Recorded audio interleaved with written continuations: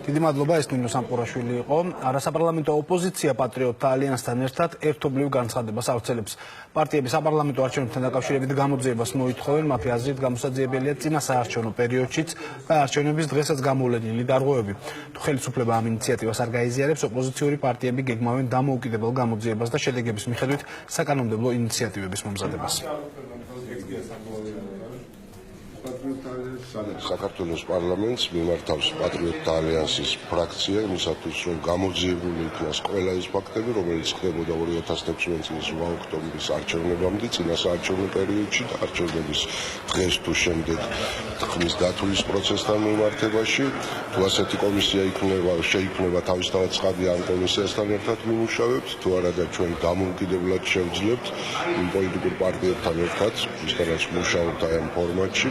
ჩავატაროთ დამოუკიდებელი გამოძიება, ამის შემდეგ უფრო სიღრმისეული ანალიზი დავდოთ იმისა, თუ რა ხდებოდა 2016 წლის ოქტომბრის არჩევნებთან მიმართებაში და ხელისუფლებას მოუმზადოთ საკანონმდებლო წინადადებები იმისათვის, რომ რეალურად შევცვალოთ საარჩევნო გარემო.